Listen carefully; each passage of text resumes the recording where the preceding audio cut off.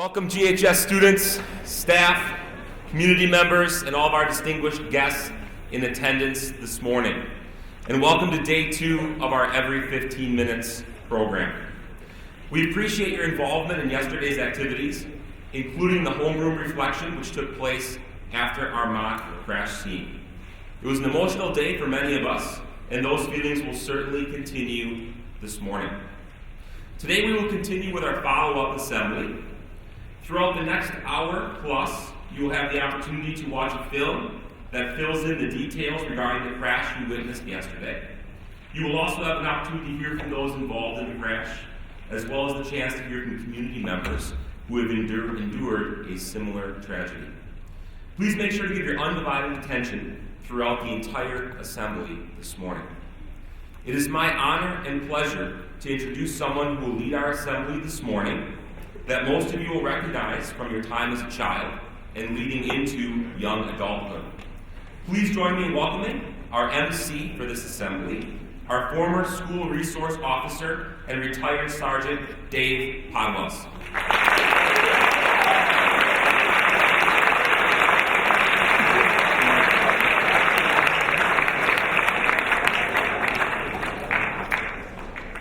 Good morning, Grafton High School.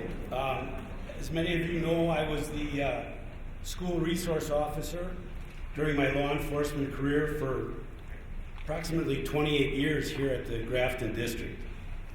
Prior to that, I was a volunteer firefighter, EMT for Germantown Fire Department.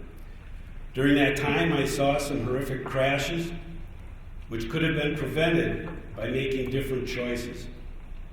Many of you may remember me from Safety Town, and at Safety Town you could run stop signs, drive on the wrong side of the road, bump some cars, and the consequence was one of the instructors or myself telling you, don't do that. Now today, many of you are about to be or are licensed drivers, and your actions do matter. Today there are no fictitious stories or stats. You will hear harmful effects of careless driving. Yesterday you witnessed a crash that first responders see all too often. Today you will see the lifetime impact of a crash. The Every 15-Minute campaign represented how often someone dies from a drunk driving crash. Now today, 2.5 million crashes annually in the United States are caused by distracted driving, which is both dangerous and deadly. In 2016, a 9% increase in pedestrian deaths occurred by distracted drivers. And then just over a year ago, there were 6,000 preventable deaths that occurred by distracted driving. I believe that just yesterday, there was a girl, 6 years old, killed and 2 injured by a distracted driver who ran a red light. Yesterday, 28 Grafton High School students were victims of a terrible crash. They are now members of the living dead. Those living dead are pulled from classes, symbolizing every few minutes someone is dying in a distracted driving crash. SRO Radke read obituaries written by parents in classes where the living dead were removed by the Grim Reaper. 2 of your classmates died in the crash that involved drugged and distracted driving. 1 was critically injured with a traumatic brain injury. 2 had minimal injuries, and 1 student was arrested and charged with operating while intoxicated and distracted driving. The benefit of the simulation was that the living dead returned. The video crew spent the night finishing the film that you will watch today. Speakers will share their stories, which are not a simulation, wishing that they could just undo their story. Today, as you reflect on yesterday, one error or lapse of judgment can change your life forever. Ask yourself, what decision would you have made yesterday before witnessing the crash? And then what decision would you make today, knowing that the impact of your life and the lives of people you don't even know? What legacy are you leaving behind? Thank you for your respect and attention as we reflect on what you saw yesterday and what you will see and hear today.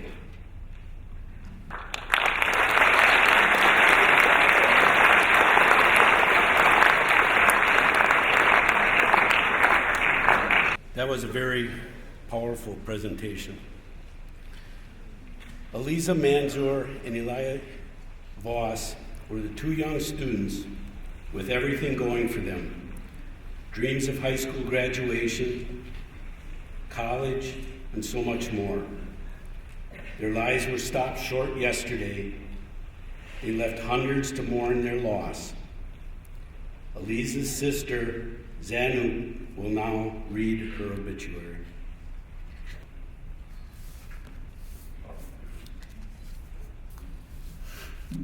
Good morning, and thank you all for being here today.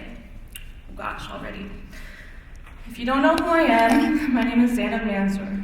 I'm Eliza Mansour's sister. She was born on April 22nd, 2002. Today, I have the honor of speaking to you about my little sister and my best friend. I have to be honest, I've been dreading this moment for a while now. It took me forever to write this because every time I tried, I couldn't form any words to describe how I felt. Never in my life did I think I would be here today, speaking in front of all of you in memory of my little sister. That's because I can't picture my life without her. Through every moment of my life, Eliza has been there. So to think that suddenly she isn't really, really scares me. Excuse me. But I know Eliza wouldn't want me to dwell on her life without her. She'd want me to celebrate her life instead. I want to take this time to commemorate the dazzling person she was. I don't think anyone could deny that Eliza had this incredible aura around her. When I think of the concepts of beauty, intelligence, and light, she's the first image to pop into my mind. Her smile was infectious, she was incredibly silly, her laughter and innocence could get the hardest shell to crack. She had this uncanny ability to connect with anyone, from babies to the elderly. I can't even count how many times our baby nieces and cousins would naturally flock to her. People are just simply drawn to her. Her heart is what inspired me the most. Eliza always followed her heart. While I've personally always been in my head, she would remind me to do what I felt was right. She wanted to change the world, and I really, truly do think she would have. Eliza saw the wrongs in the world, the injustices and the unfairness, and she wanted to make them right. Naturally, Eliza was incredibly restless. She had never been able to sit still, even as a kid. She always needed to share her voice and take tasks hands-on. She took on projects and volunteered in any attempt to make someone's life a little easier and better. Eliza had a hard time saying no to someone who needed help. Even if she had hundreds of things on her plate, she would somehow make time for others when they needed her. She was a leader and someone that people respected and admired. She was someone who earned it from her kindness, love, and passion. It's hard to perfectly capture who Eliza was with just words. I could go on and on for hours about how she made someone feel like the most important person in the world. I have so many memories of her silly little antics, of the moments when I needed to rely on her, of her small little habits. We lost a beautiful soul too soon. I lost my best friend. Eliza's life was a celebration of the light in this dark world, and I'm so honored and proud to be her older sister. Thank you.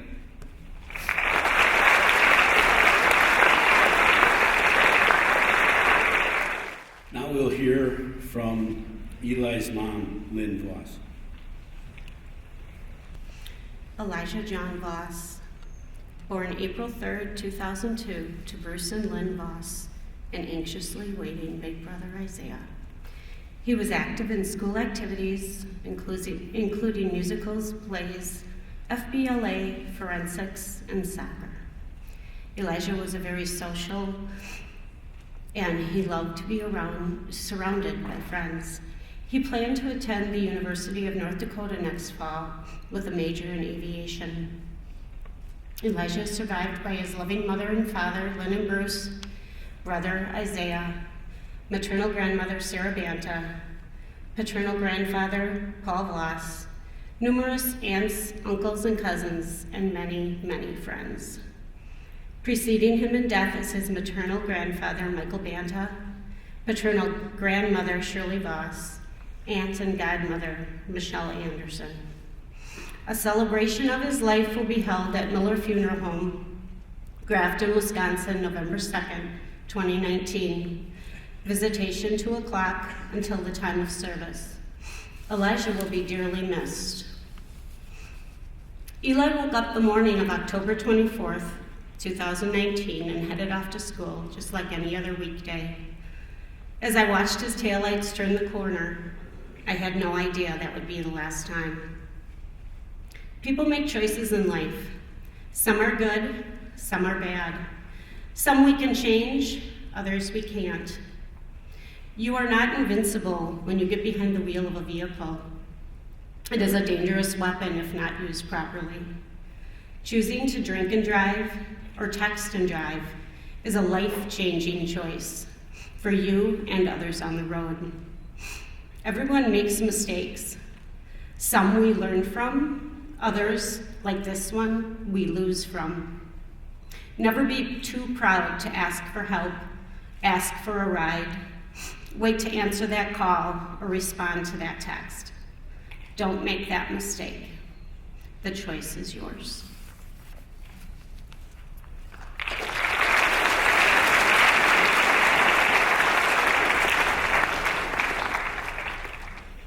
And now, thankfully, we'll be able to hear from both Eli and Eliza. The sound of metal colliding. The feeling of glass shattering against my skin. Watching a life vanish in front of my eyes. Hey, Mom. Hey, Dad. Your little Eli passed away. The doctors did everything that they could to save me, but I couldn't fight anymore. I know family and friends have been affected by my death, but here's a few things I would like to tell you. I know I didn't say it often, the 3 small words. I know how hard my death has impacted you already, but I'm in a better place now, with Grandma, Grandpa, and Aunt Shelley. I know that you're sad that your little boy is gone, but I will always be by your side. Just remember the 3 small words. I will never forget the countless laughs we had together, and the times that you two told me right when I was wrong. Thank you for teaching me things I didn't know already, and help me grow as a person. I will always remember jamming out to Dancing Queen at weddings. I hope Isaiah's doing all right. I miss him. Take care of Zeke for me. Tell them both the 3 small words. Mom, Dad, I love you.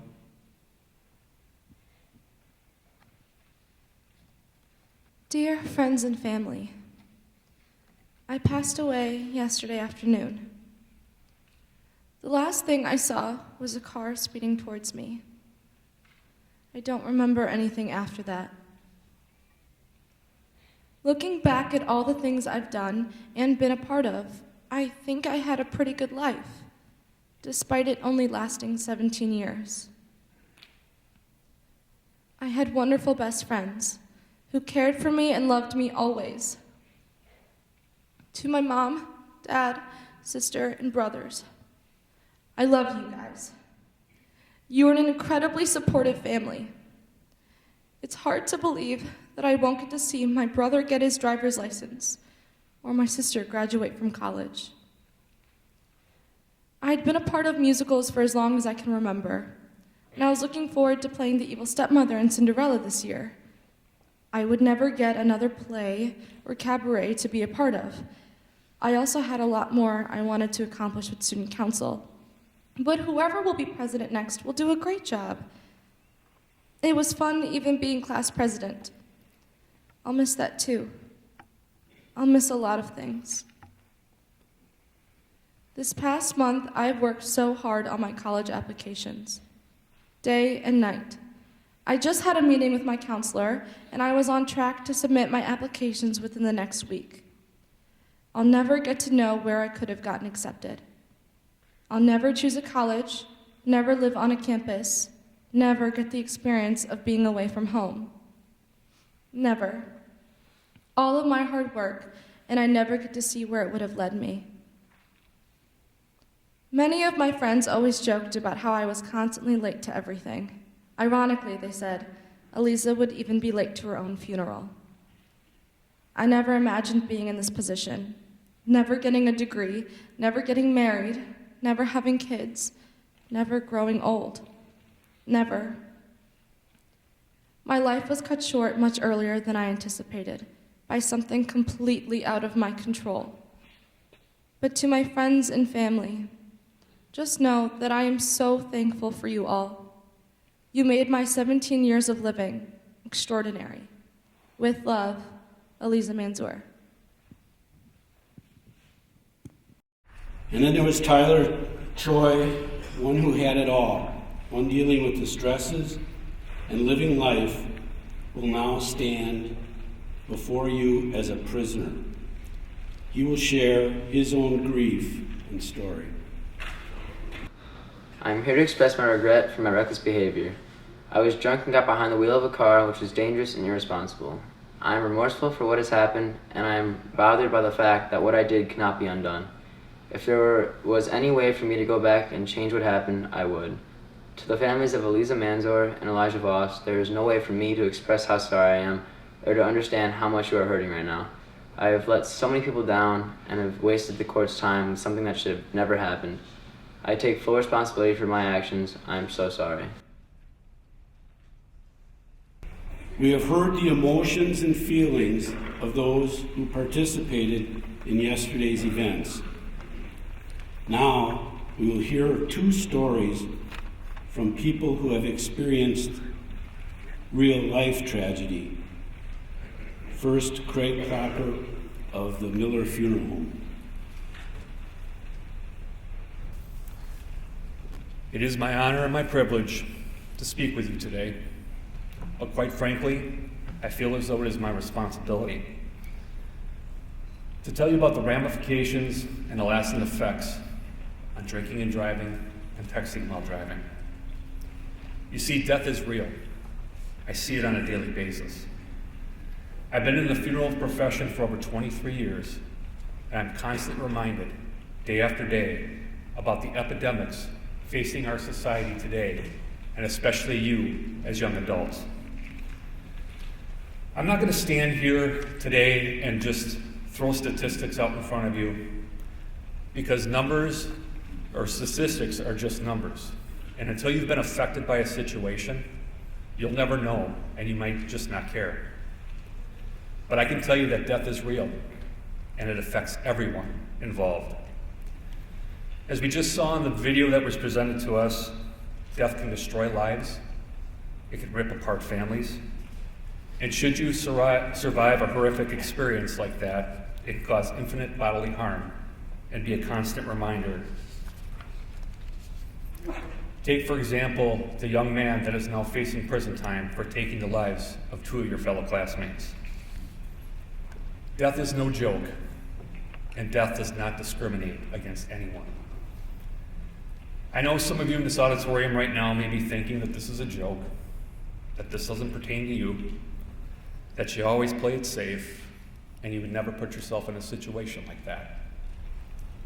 Well, I'm here to tell you that it does happen, even in our small town communities like Grafton, Cedarburg, Saukville, Mequon, and Port Washington.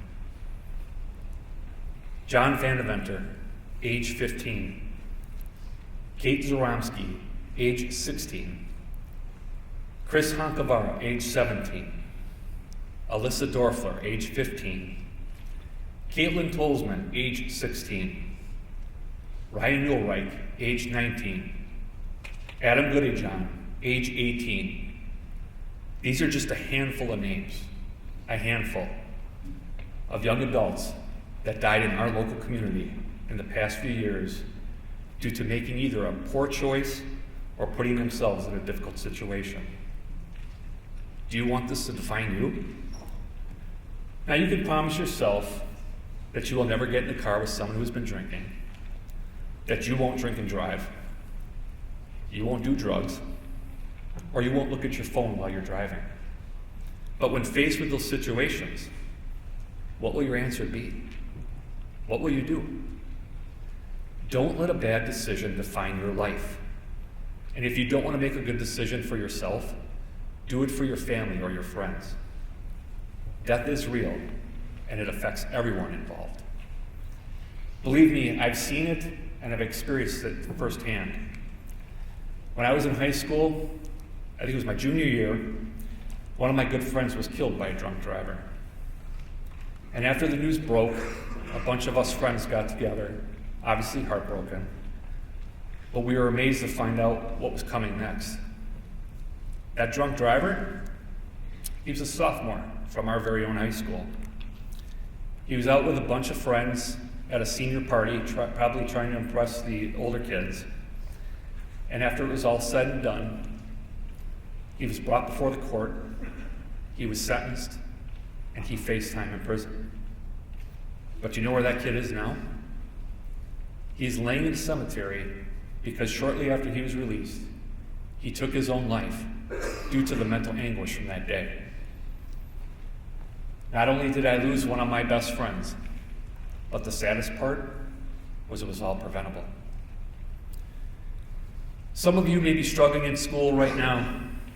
You may not be as popular as others. You may not be the best athlete, or you may not be making the grades that is expected of you, or maybe you're being faced by peer pressure from your classmates. Do me a favor. When you get home today, look in the mirror. Tell yourself you matter, that you are all very important, that you can make something of yourself, you can make a difference in your life or in the lives of others, and that you all deserve the best. This little window of time that you call high school is a short period of time when you are faced with peer pressure and adversity. Please do the right thing. I know you're trying to figure out the person you are and the person you want to become. But you have a voice, you have a choice, and you control your own future. So the next time you are faced with a situation of, hey, do you want to drink? Or if you see someone that is drinking, will you take the keys from them? Will you give up your willpower to try a drug or a controlled substance?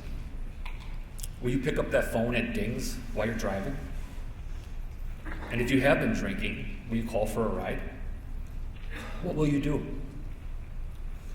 You may get away with it once, maybe twice, who knows how many times, but eventually it can catch up with you.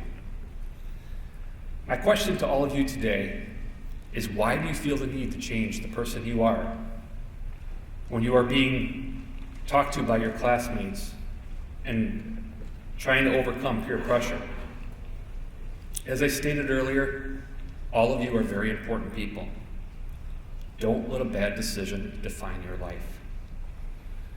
Now, obviously, my job as a funeral director is to care for the dead. But more importantly, my job is to help those grieving families try to find some peace and comfort. The loss of a loved one is deep, and it can break you as a person.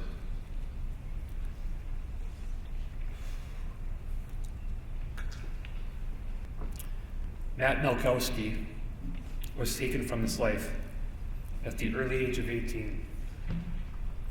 He once sat in this auditorium, just like you sit here today.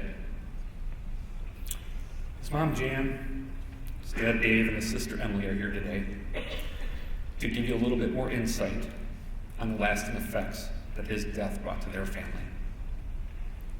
My heart continues to break for them each and every day, And I would hope and pray that your families never have to go through what the Melkowski families had to endure over the past 9 years. Death is real, and it affects everyone involved. But more importantly, all of your lives matter.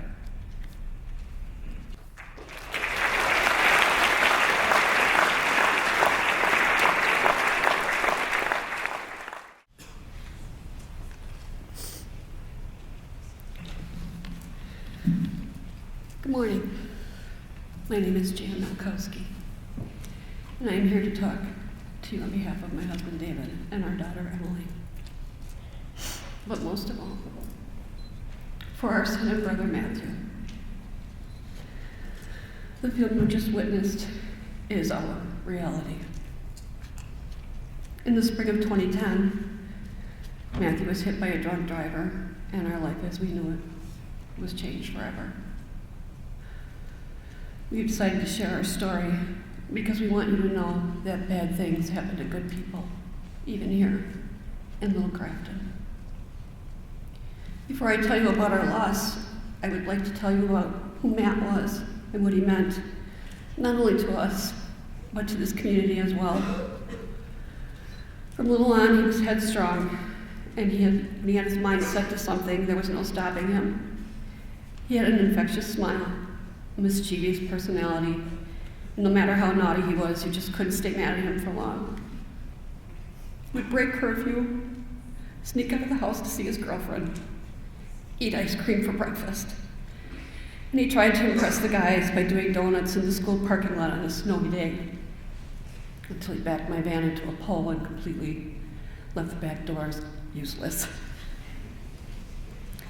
Oh, and of course, and I would not recommend this to any of you, the time he decided to moon Mrs. Stevo's cooking class. Not a good idea, but it was definitely Matt. He really loved school and his teachers. He was especially fond of Mrs. Grant and endearingly addressed her as Franny. Again, not something I would recommend. And there was Mr. Gajewski.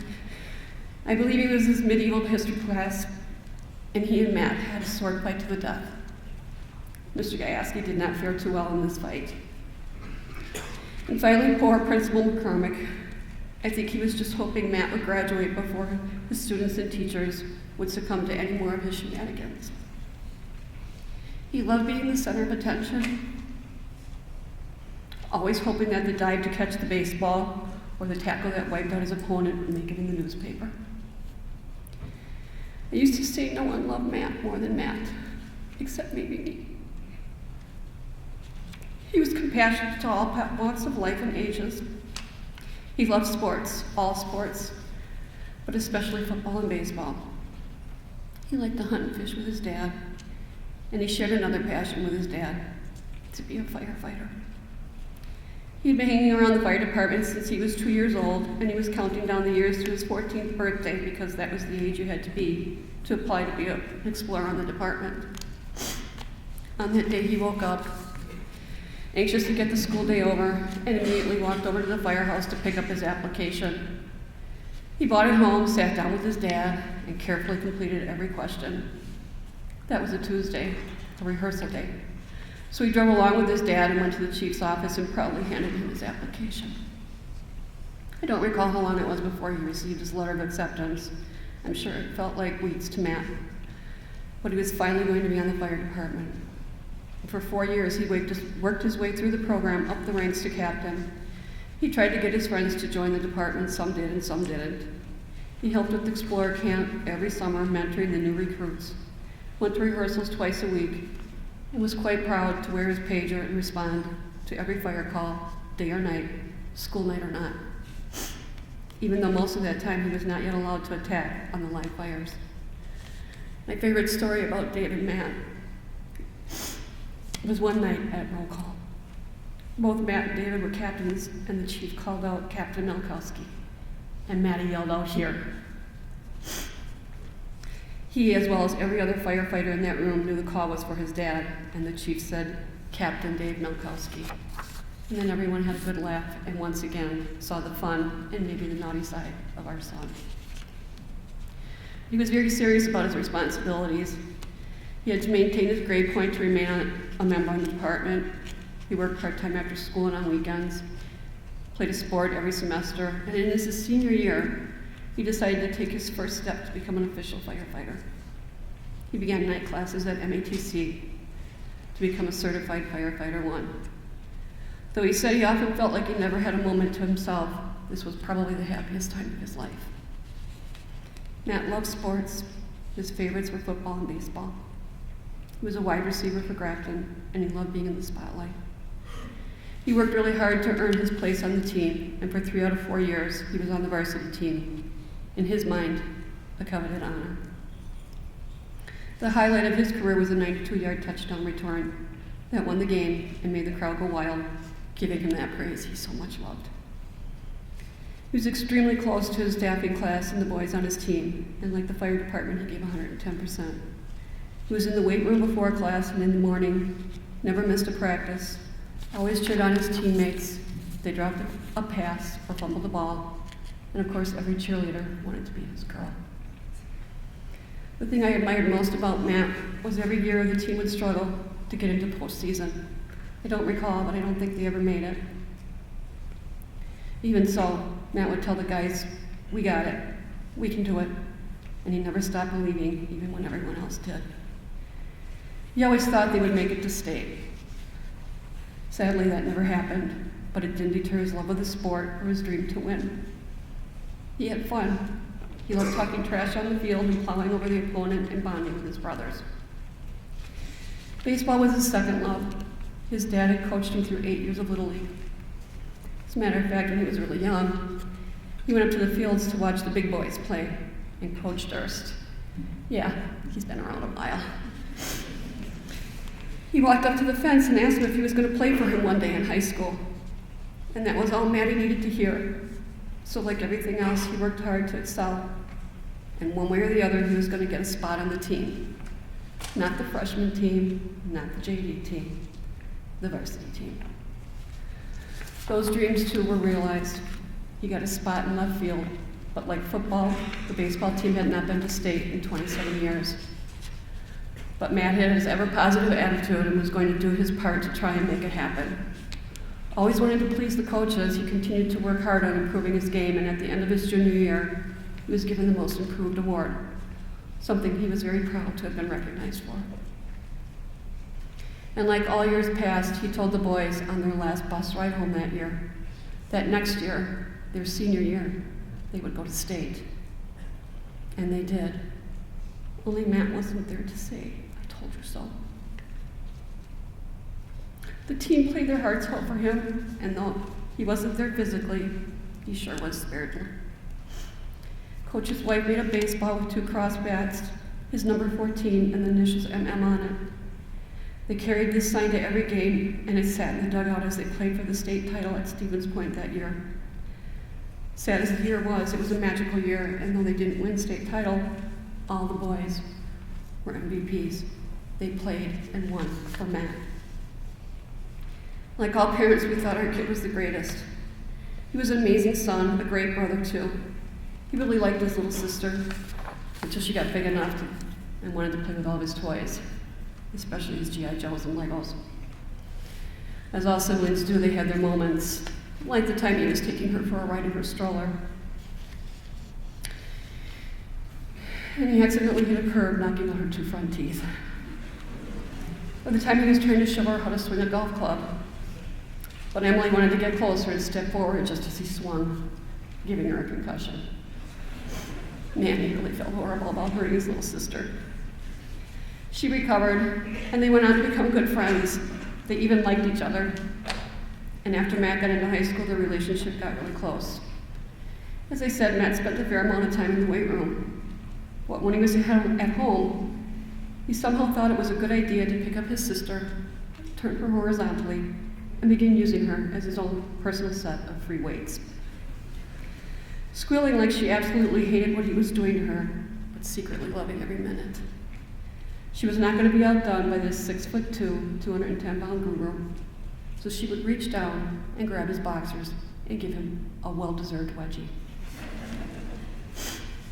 Emily told me years later that after Matt had passed, they used to throw the football in the house. And when we were gone, we had no idea how much stuff they broke and glued back together. But I'm glad they were able to make some memories that only the two of them can share. Matt had big dreams. We had high hopes. He was a senior in high school getting ready to graduate. He was going to attend Concordia University in Chicago, where he would pursue his dreams of fire science and Navy arson. He was scouted out to play football and baseball. He had his life all planned out. After graduation, he was going to try and get on the Chicago or Boston Fire Department because he wanted to be where the big fires were and save lives. But there would be no graduation, no college experience, a fire career, no marriage, no mother-son wedding dance, no home or children. There would be no future for Matt. It was Friday, March 12th, 2010. Matt called me at 8:30 and said he was getting off early from work, but he was going to swing by a friend's house for a few minutes. He promised he wouldn't be staying long because he wanted to get home and study a little more for a big exam he had to take the next day for firefighting 1 at MTC. I was watching the news, and Matt still wasn't home. I wasn't overly concerned at that point. I figured he just decided to stay a little longer with his friends. Around 11:30, I texted Matt to see where he was. He did not answer. A few minutes later, I tried to call him, and again, he did not answer. I was beginning to get a little worried. We decided to go to bed and watch TV while we waited for Matt to come home. At midnight, I tried again to call and text him, and there was no response. At 12:15, my worst fears were realized.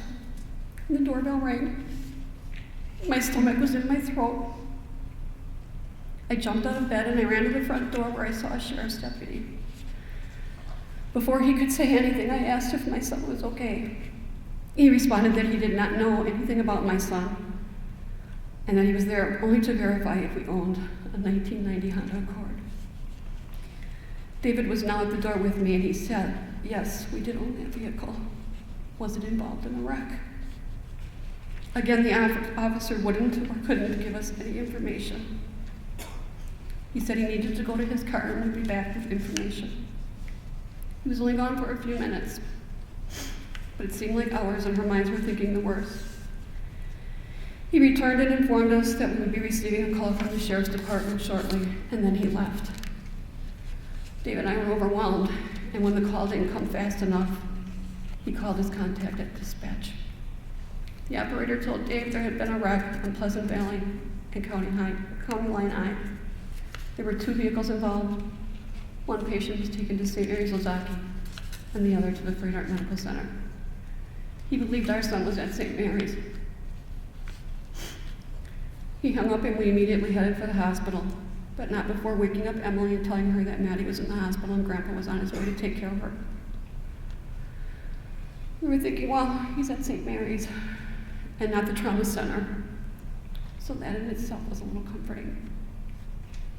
We went to the emergency room asking about her son. And again, the minutes waiting seemed like hours. We were then informed that our son was taken to Freight Art. And we knew it was going to be bad. The complex was huge, and it was frustrating to not know where we were supposed to go. After help from security, we were met by a social worker who put us into a private room. She said the doctor would be in shortly to talk to us, and then she asked me if I had a picture of my son. I handed her his senior football picture that I kept in my wallet, and she disappeared. I remember thinking, that cannot be good. How bad was he? The doctor came in and informed us that Matt had suffered a traumatic brain injury, a broken clavicle, a severe ear laceration, and full body road rash. He was in a coma, and they were doing everything they could to stabilize him. We were allowed to see him for a very brief moment, and our hearts broke. Our son was in critical condition, and there was nothing we could do to help him. We were put into a waiting room, where it would be several hours before we could see him. We had no details of the accident, except that he was hit by a drunk driver who blew a stop sign.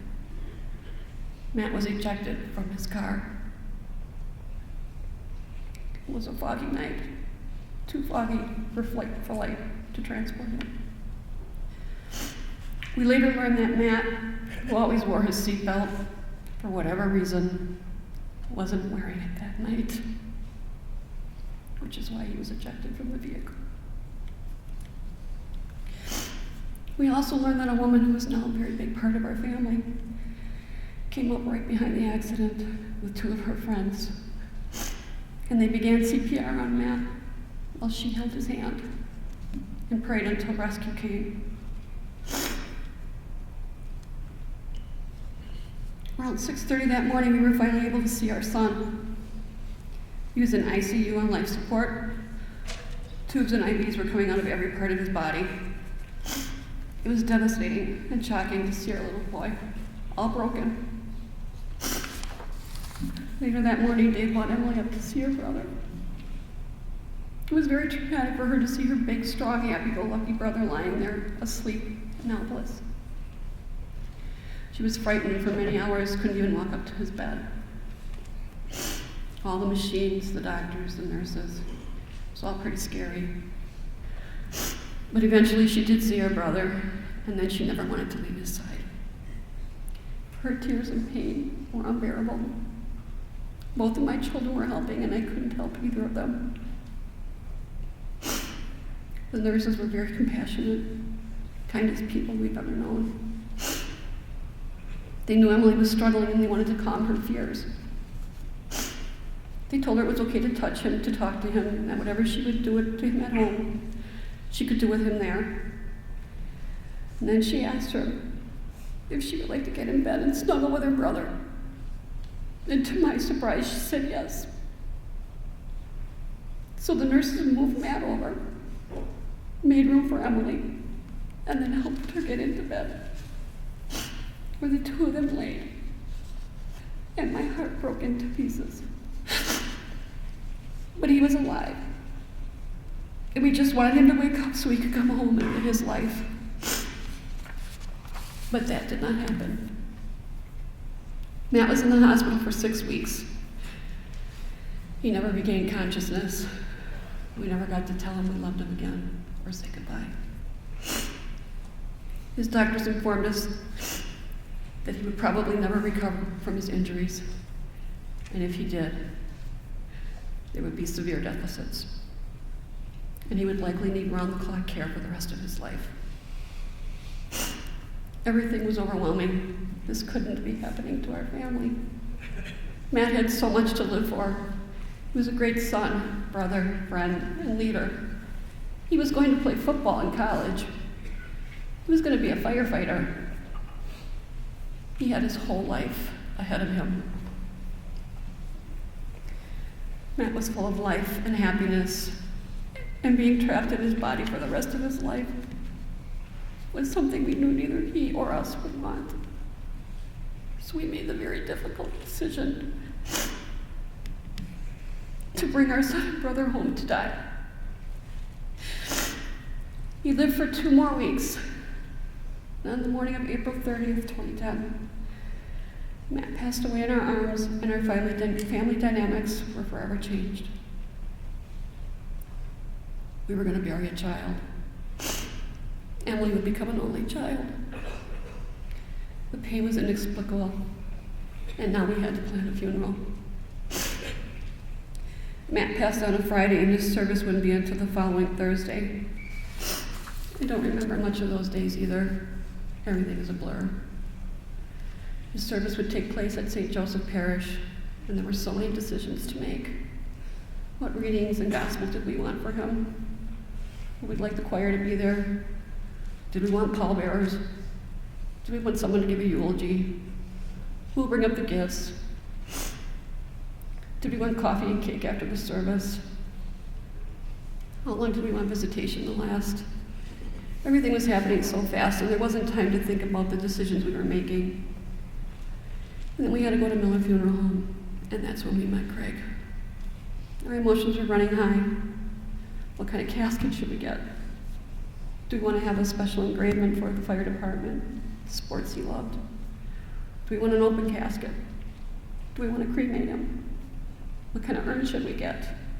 Do we want lots of flowers? Do we want an obituary, and in what papers? What kind of music do we want in the background of this video? How much will this cost, and do we have to pay for it before the service?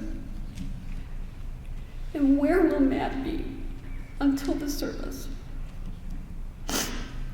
But Craig calmed our fears, took us through every step, every question, patiently, empathetically. At the time, money was no object for us.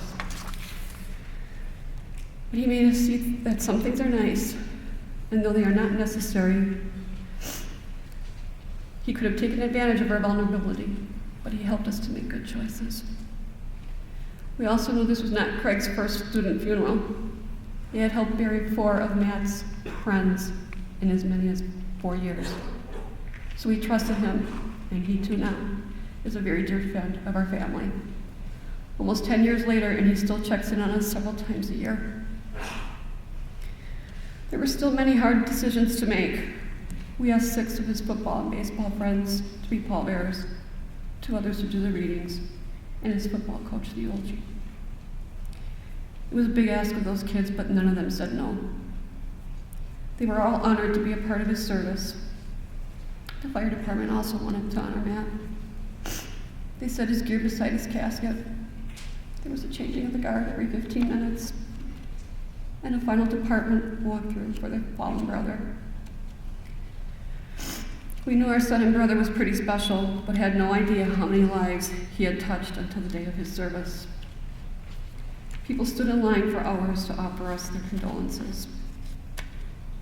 There was standing room only in the church for the service, and the fire and police department lined up in the gathering space, saluting Matt as his friends brought him to the hearse, where he would be escorted by the fire department one last time to the funeral home. The next day, Dave, Emily, and I went to see Maddie for the last time and say our final goodbyes. Craig told us we could stay as long as we wanted. I don't remember how long we stayed, but I remember walking towards the door, looking back at Matt lying in the casket, knowing I would never see my son again. Everything is remembered as before and after Matt died. Sadness creeps up out of nowhere, and there are still days of endless tears. What ifs, and if only. We now have a memorial scholarship for Matt here at the high school. A quilt with all of his favorite t-shirts. It's the only way left for me to be close to him. There's a baseball field we built in his honor, pictures and videos. Thank God we can still hear his voice. But there will always be an empty chair at Thanksgiving, unopened presents at Christmas. We will never have grandchildren from him. Emily will never be an aunt. Birthdays and milestones that will never take place. I would like to think that every time we see a hawk, it is Matt giving us a big hug and saying hello.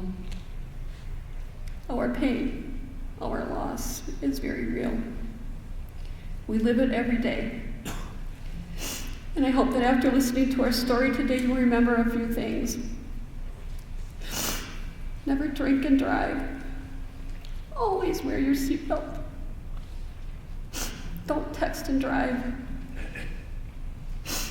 And no matter what your relationship is like with your parents, no matter how angry or mad you think they will be because you made the choice to drink, no matter how good or bad that relationship is, you are loved. And they will always be thankful to have you wake up the next morning for that great big hug, say I love you, and then have a long talk about the consequences. Thank you for the opportunity you have given Dave, Emily, and myself to share this very personal and tragic part of our lives. Stay strong, be safe. And now Dave and Emily would also like to speak to you.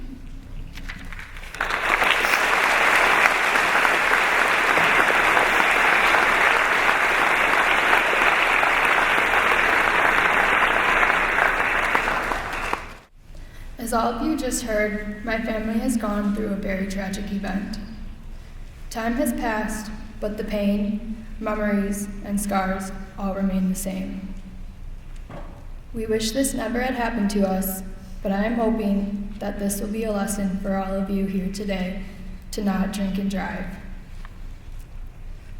I know as you are getting older, you are going to be surrounded with new environments and new people. When you are all of age, there's nothing wrong with wanting to go out and have fun with your friends. I've been there. I recently just finished college, and drinking was a part of that experience. But what's important is remembering to be responsible while drinking. There's no excuse to drink and drive, especially today. There are so many alternatives to get a safe ride home. Whether it's calling your parents, another friend, ordering an Uber at 2 a.m. It is also your responsibility to make sure that your friends are making the right decisions while drinking. If you see your friend out and they have keys in their hand, confront them about it. Make sure they aren't getting in a car and driving home. Be protective, and look out for one another. Your friends will thank you the next day for looking out for them. If you think you're mature enough to drink, then you need to be mature enough to get home safely.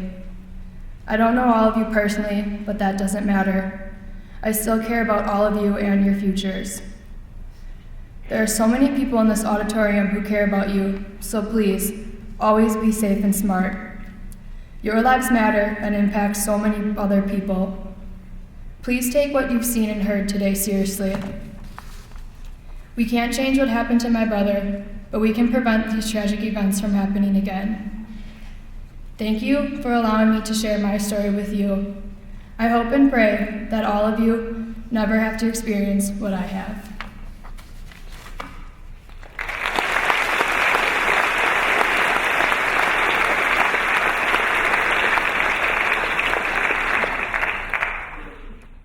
Good morning. Thank you for allowing me to come here and share my story, my experience, my tragedy with you.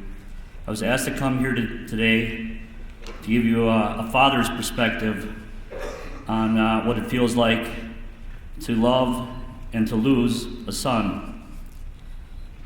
Matty as I like to call him, was born February 14th, 1992. Yes, that's right, on Valentine's Day. So we knew he was going to be a special person. And now I had a son to share my life, knowledge, and experiences with. His full name is Matthew Thomas Malkowski. Thomas is my middle name, my uncle's name, as well as Matthew's great-grandfather. Our very own family tradition, now 4 generations strong. Matty was my very own little me. Everything I did, he wanted to do too. From cutting the grass to tinkering in the garage and everything in between. He wanted to eat all of my favorite foods, wear cowboy boots and camo pants, and just be my little buddy. It was very humbling to be a father for the first time. His toddler years flew by, and before long he was ready for school. We found out on the first day of kindergarten just how rambunctious Matt was going to be. So off to school he went in his brand new pants, white shirt, and new shoes. But when he came home, there were holes in both knees. His shirt was untucked and shoes all scuffed up. Well, let's just say Mom was not a happy camper. He explained he wanted to play football at recess and skid across the classroom floors. For Matt, it was like being in all-day gym class. And needless to say, Mom was not a happy camper. He was always on the go, couldn't sit still for a minute, and did not improve as the years went by. I recall many of his teachers referring to him as the ever-ready bunny. Just kept going and going and going. Matt loved all sports, but his favorites were baseball, basketball, and especially football. I think there were a few years of track in there too. He was a very talented athlete.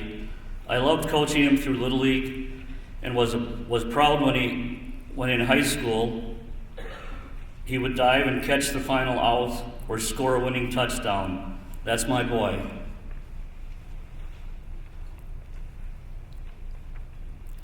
I can't begin to tell you how much fun it was when Maddie began to fish and hunt with me. And I had been waiting years for him to be old enough to make these memories, and he didn't disappoint.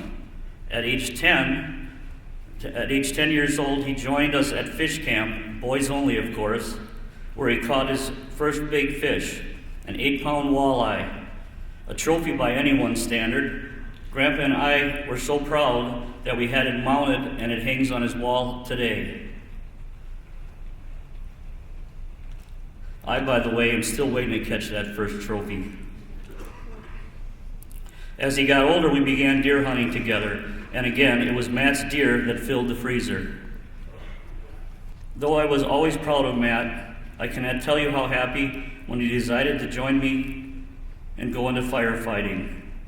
It was in his blood, and riding on the truck with me, going to training night, and eventually running calls was the best. The ultimate father-son bonding experience. Pretty hard to top that. Some of my best memories. I think he would have made a great firefighter. Academically, Matt was a very bright student, well-liked, respected by his friends, teachers, and coaches. Many of his teachers and coaches are here in attendance today, and I'd like to personally thank them for their support through the years. I waited and prayed for a son, and my wish came true. When he arrived, I was overjoyed and in awe as I watched him grow from one stage of life to the next. I was looking forward to teaching him values, discipline, and respect. I grinned with pride as he made one accomplishment after another in all areas of his life.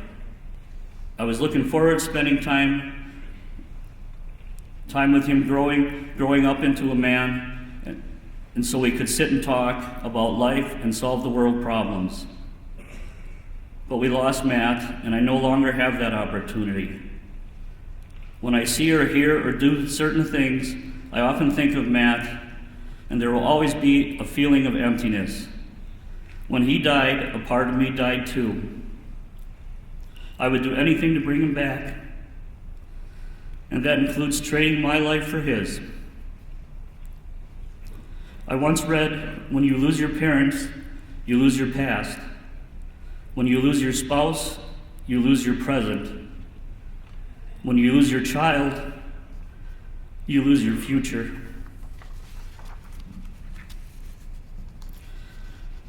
I want to thank you for letting me share a little bit about Matthew. In closing, you may recall me talking about a family tradition of having the name Matthew. Well, I'm going to share a little secret with you, and Emily, you don't know this yet. When you get married and start your family, your firstborn has to carry the name Matthew, whether a boy or a girl. So it's possible we may have the first girl named Thomas in our family. Thank you, and God bless, and never forget MTM.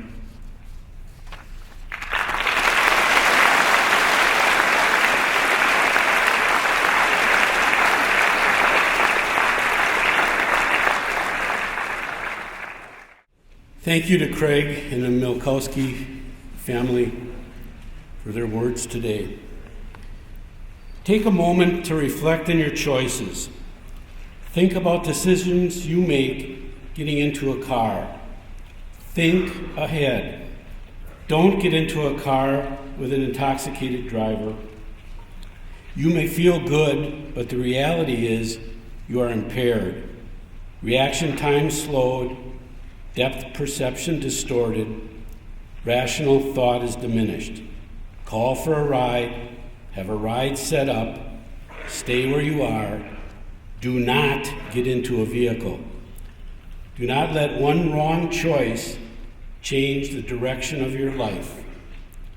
Let today impact your life. If there's anyone today that wants to talk to someone about today's events, your school counselors are going to be available. This campaign began in 2006 with the hope of saving lives and giving students and adults a moment to think about the impact of your decisions that you make. I have a list of some thank yous: Fran Grant, Mickey Schreiner, Brian Harms, Melanie Sinclair, Matthew Karpinski, Richard Bosher, Haley Neenan, Dan Radke, Craig Plopper, Valerie Grimm, Melissa Drews, Pam King, Dr. Dean Arneson, Justin Schultz, the Hartford Community Services Incorporated, students, parents, the Milkowski family, other sponsors, volunteers, and donors who help make it possible for us to reenact the impact that one simple decision can make. Just in closing, after viewing the presentation and all the hard work and dedication that was put into this, I'm proud to say that I'm part of the Grafton School District. Thank you.